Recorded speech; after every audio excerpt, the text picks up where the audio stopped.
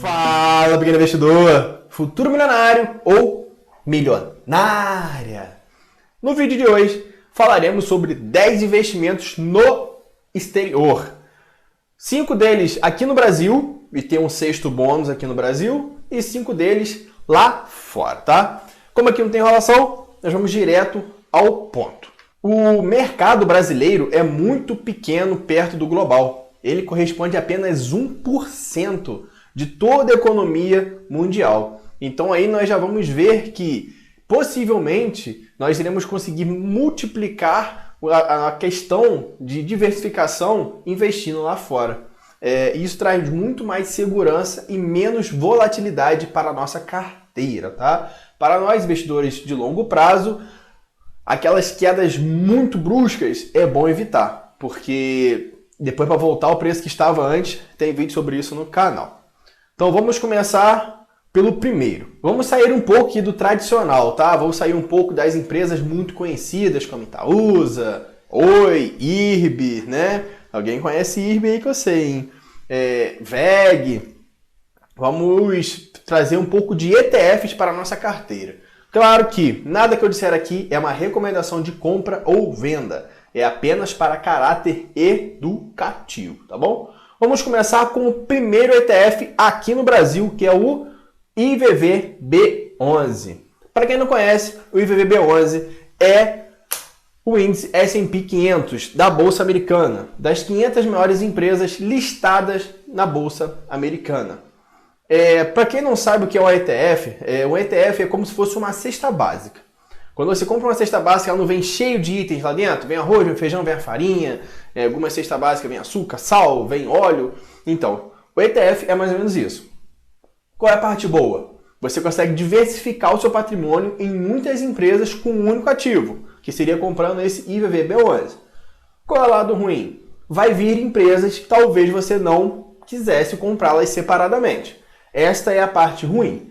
Só que no mundo dos investimentos não tem só ganha-ganha, né, gente? Tudo tem um lado bom e um lado ruim. Mas, mesmo com esse porém, eu ainda gosto muito de ETFs e eu possuo alguns deles em minha carteira. E o bônus eu vou falar de uma vez, hein? O bônus eu vou falar aqui já de cara. Eu, particularmente, tá? Diego Klein aqui, prefiro a BDR do IVVB11, que é a BIVB39, que inclusive tem vídeo no canal. Dá uma olhadinha aí, vou deixar até o link aqui embaixo, tá? Dá uma olhadinha aí que eu falo sobre ele. É praticamente a mesma coisa. Qual a diferença? A BDR paga dividendo. E eu gosto de dividendo. Como o IVVB11 é um ETF passivo, ele só replica o índice, o gestor ele só replica o índice. Então ele não é passivo, ele não é ativo, perdão, ele é um índice passivo. Então eu prefiro que esse dividendo caia em minha conta e eu faça um aporte naquela empresa que eu achar mais adequada no momento.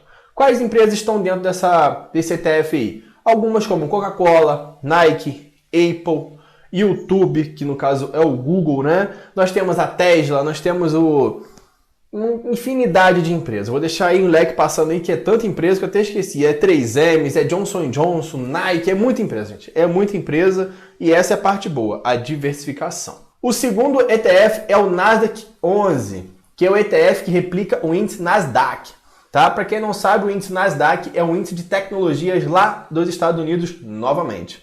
Esse ETF vai englobar mais as empresas de tecnologias, como a Apple, Facebook, Nvidia. Qualquer um desses dois ETFs, tanto o IVVB11, tanto o Nasdaq 11, você já vai estar bem diversificado nas empresas gigantescas dos Estados Unidos, né? Claro que o Nasdaq 11 tem um pouco mais de volatilidade.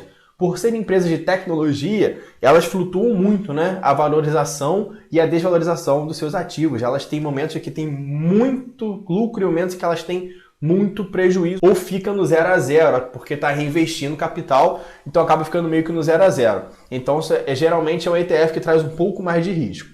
Eu, particularmente, não acho interessante ter os dois em carteira, porque senão você vai começar a expor uma porcentagem muito grande de alguns ativos pontuais, como um exemplo a Apple. Ela tem participação tanto no IVVB11, tanto no Nasdaq 11. Então você vai comprar dois ETF que no fundo estaria comprando a mesma empresa. Eu escolheria uma das duas, mas essa é a vantagem de investir. Você é livre para escolher a sua carteira e montá-la como você quiser. O Word 11, né? Eu li o Word 11, mas não é o Word 11, né? É WRLD 11, né? Mas significa o Word 11. Esse ETF é global. É um ETF que tem mais de 9 mil empresas dentro dele. Ele replica o índice das bolsas nacionais e internacionais. Ele tem ações de todas as empresas. Tem empresa brasileira, tem empresa coreana, tem empresa japonesa, tem empresa chinesa, tem empresa japonesa, tem empresa americana, tem empresa de todo lugar. Tem um pouquinho de empresa de cada lugar, compondo mais de 9 mil empresas. Eu, particularmente, não acho tanta vantagem ter esse ETF em carteira, portanto eu não o possuo, mas você fica livre, né? Para você escolher aquele que você achar melhor. E, fica até o final que você verá a particularidade que todos os ETFs têm em comum nesse momento específico da nossa economia. ESGU11 é um ETF das empresas que estão ali dentro do ESG. E o que é ESG? São empresas que estão ali compondo uma particularidade entre elas, que é agredir o mínimo possível o meio ambiente. Tem gente que não acha muito interessante possuir esse tipo de ativos em carteira, porém eu olho para o ativo, né? Se ele é ESG, melhor ainda, né? Que bom! Mas tem algumas empresas que não entram dentro desse índice, não faz parte desse ETF, são empresas que eu admiro e que eu gosto muito e possuem carteira. Tomara um dia elas conseguirem reverter, né, essa sua dinâmica de poluição e entrar nesse quadro. São mais de 320 empresas também listadas também não só no Brasil e é um ETF também que atende a sua vontade. Você quer ter uma parte da sua carteira nesse segmento, né, nessa estratégia. Eu quero ter uma parte, né, em ESG, que é uma tendência para o futuro. Alguns gestores já estão incluindo apenas novas empresas no seu portfólio de empresas que compõem esse índice. Então vale a pena ter também carteira, mas eu particularmente também não possuo. 5G-TK11. O próprio nome do ETF já fala, né? São empresas do 5G. Não necessariamente só as empresas de telefonia ou internet, tá? Qualquer empresa que estiver no meio ali fazendo qualquer operação, vendendo qualquer item que faça parte do 5G, ela estará englobada nesse ETF. É um ETF interessante, é um ETF novo aqui na Bolsa Brasileira, porém acredito que a tecnologia, questão de internet e as demais tecnologias também, não irão regredir. Eu acredito sempre no avanço, né? Elas não vão parar ali no tempo. E é uma possibilidade se você quer investir em 5G e não quer ficar ali catando as empresas que você quer. Esse ETF tem mais de 90 empresas e vai diversificar muito bem o seu patrimônio, caso tenha interesse nesse tipo de segmento. Agora vamos para aquelas opções de investir lá fora. Se você já vem acompanhando o canal há um tempo, você já entendeu que é muito importante ter uma carteira diversificada, tanto em segmentos, tanto em ativos, tanto em dolarização. Eu particularmente prefiro, no momento atual da minha posição, do valor da minha carteira, de ter BDRs, tá? Eu prefiro. Eu irei ir juntando esse valor dentro da minha carteira, até chegar num montante interessante para enviar lá para fora novamente, tá? Eu, particularmente, não acho vantajoso ficar enviando pequenos valores todos os meses, porque tem IOF, spread, tem toda a conversão e parece não, mas perde bastante dinheiro. Então, eu particularmente prefiro investir aqui no Brasil. Só que tem pessoas que preferem investir lá fora para diminuir o risco Brasil e eu respeito isso, eu já tive minha carteira lá fora também. Então vamos falar de alguns ETFs que eu possuí até mesmo lá fora. Vamos começar falando do VNQ. O que é o VNQ? Ele é um ETF dos REITs. Para quem não sabe, REITs são os primos dos fundos imobiliários aqui do Brasil. Tem a mesma particularidade. A diferença é que aqui no Brasil eles são fundos imobiliários e lá eles são REITs, são empresas que compram, né, imóveis, propriedades. Essa é a única diferença mesmo, assim, se você for olhar mesmo pontual, essa é a única diferença. Todos eles distribuem parte dos seus proventos, aqui no Brasil 95% e lá nos Estados Unidos é de 90%. Esse VNQ, ele está muito diversificado nos Estados Unidos, ele tem muitos imóveis, porém só nos Estados Unidos. E já vou falar aqui do segundo ETF, que é o VNQI. Esse termina com o I no final. Por quê? Qual é a diferença do anterior? Ele também é um ETF de REITs, porém, esse aí já não tem nenhum imóvel nos Estados Unidos. Ele já tem imóvel em todos os cantos do mundo, menos nos Estados Unidos. Ele tem imóvel no Japão, em Hong Kong, na China, Taiwan, Brasil, México, todos os lugares. Ele tem praticamente imóveis em todos os lugares.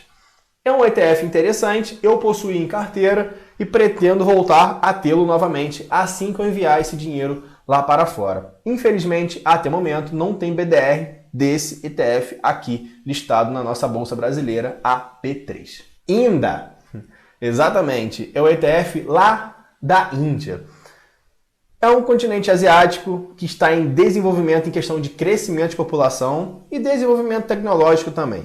Porém, o número populacional é muito grande. Então, eles praticamente conseguem inflar uma empresa muito rápido. Assim que ela surge no mercado lá e eles aderem a essa empresa, ela começa a crescer muito rápido, porque é muita gente. Eu não conheço nenhuma empresa de lá, né? O nome da empresa. Ler, ver o balanço, acompanhar os números, entender a economia de lá é muito complexa. Entender a nossa economia aqui do Brasil já é difícil, quem dirá entender a economia lá da Índia. Para você que quer investir lá na Índia, acreditando no potencial de valorização, tem o ETF INDA. Você pode estar estranhando que lá fora não tem números no final, né? E realmente é isso mesmo. Dificilmente você vai ver uma ação que tenha números lá ou REITs. Geralmente são só nomes. E lá não tem regra igual aqui no Brasil. São 4 letras e um número ou 2 números, né? Para final 11 ou 3 e 4 para as ações. Lá eles podem colocar só mesmo as siglas. Então é isso mesmo, é INDA mesmo. Se você tiver com seu home broker aí, uma corretora lá fora, você verá que quando você botar INDA, vai aparecer o ETF da Índia. XOP. Esse é um ETF de petróleo, especificamente de todas as empresas que envolvam o petróleo. Você não estará investindo apenas em uma empresa específica. Essa é uma das vantagens dos ETFs. Lembra que eu falei que ia falar algo em comum de todos os ETFs? Essa... Apareceu aí no feed. Essa era a coisa que eu queria falar. Ele é o único ETF citado aqui com valorização de 40% no último ano. E muitos de vocês vão estar falando assim, ué, Gil, você está me falando um monte de ativo aí que só que está caindo? É um excelente momento para a compra. A maioria deles está entre 20% a 40% de queda do seu topo histórico. Particularmente, é mais vantajoso comprar gasolina a 5 do que a 7, né? É melhor comprar um contrafilé a 39 do que a 59, principalmente tratando do mesmo contrafilé, da mesma gasolina. Eu acho que é vantajoso. Por isso mesmo que eu já até trouxe esses ativos aqui para falar com vocês. Porque eles estão com desconto perante o seu último topo histórico. Possivelmente eles não vão cair mais tanto após esse vídeo. É uma tendência até mesmo que eles comecem a subir. Por último, não menos importante, no BL, eu não sei falar inglês não, NOBL. Esse ETF é do S&P 500 também, porém só com as empresas pagadoras de dividendo com uma característica. Todas elas tiveram crescimento nos dividendos nos últimos 25 anos. Você tem noção do que é isso? São as Big Kings, são as Dividend Kings lá dos Estados Unidos. São empresas que eu particularmente admiro muito. Uma empresa listada em bolsa que há 25 anos vem aumentando o valor pago de dividendos aos seus acionistas, gente, isso é incrível. Você olhar todas essas empresas que compõem esse índice, você verá que a barrinha de dividendo está assim, crescente. Mesmo em períodos de pandemia, eles conseguiram pagar um valor maior do que no ano anterior. Isso também graças uma particularidade que as empresas lá de fora possuem, que algumas aqui no Brasil estão começando a aderir também, que é excelente para os acionistas, a recompra de ações. Como todas elas praticamente recompram suas ações na bolsa todos os dias, quando elas têm um valor de dividendo para distribuir, por mais que seja o mesmo valor do ano anterior, você irá receber mais dividendos. Porque quando uma empresa vai distribuir seus dividendos, ela pega o montante total e divide pela quantidade de ações em circulação. Ações no free float. Quanto menos ações tiver lá, maior será o valor pago por ação. Então isso é muito interessante, são empresas muito interessantes. Eu particularmente prefiro pegar elas pontualmente e compor a carteira, porque temos que pagar um dividendo muito baixo perante o seu valor, por mais que esteja crescendo há 25 anos. É um dividendo de 0,9%, 1% ao ano. Eu sei que lá fora é essa tendência mesmo, eles pagam menos dividendos que aqui no Brasil. Porém, é um dividend yield muito baixo. Então, eu prefiro escolher ali os que ficam acima de 4 a 6%. Eu acho mais interessante. Mas essa é a minha humilde opinião. E Diego, quanto que eu iria gastar se eu quisesse comprar um ETF de cada daqueles que você mencionou no Brasil? Vamos começar aqui com uma simulação. Claro que não é recomendação, tá, gente? Isso aqui eu só estou dizendo que se você fosse pegar um dinheiro para comprar exatamente um ETF de todos aqueles que eu disse, mesmo eu não achando interessante ter o IVVB11 e o Nasdaq11 na mesma carteira, eu irei citar todos eles aqui e você verá como que ficou. Nós comprássemos uma cota do IVVB11, uma do Nasdaq11, uma do World11, ESGU e 5GTK, você iria gastar um total de R$ 391 para ter todas essas empresas na sua carteira. Dificilmente você vai perder dinheiro com uma carteira tão diversificada assim. Vai ter momentos em que vai ter um pouco de queda, é normal, o mercado é cíclico, a bolsa de valores ela é cíclica, então ela vai ter momentos em que vai estar subindo muito e momentos em que ela vai estar caindo muito. Na verdade, a bolsa é um pêndulo, né? Ela fica entre a euforia e a tristeza, a euforia e a depressão. E geralmente ela para muito pouco ali no meio. Geralmente o meio e o período de depressão são os melhores momentos para se comprar, porque o preço está bem depreciado. E quando estão na euforia, geralmente é o melhor momento para a venda, porque as pessoas estão aceitando a pagar qualquer valor pelo ativo. Vou deixar aqui o Instagram da página. Lá eu posto conteúdo todos os dias e por lá você consegue acompanhar notícias do mercado financeiro e fica bem mais fácil para entrar em contato comigo. E vou deixar aqui embaixo também link do meu WhatsApp para nós termos uma conversa online. O primeiro contato é grátis. Nós vamos conversar sobre bolsa de valores, sobre ativos, intenções de investimento. Depois de você responder todas as minhas perguntas, nós iremos para a parte paga. Será por hora e eu vou apresentar os ativos que eu acharia mais interessante compor uma carteira de acordo com o valor que você quer investir, o tempo que quer deixar o dinheiro investido.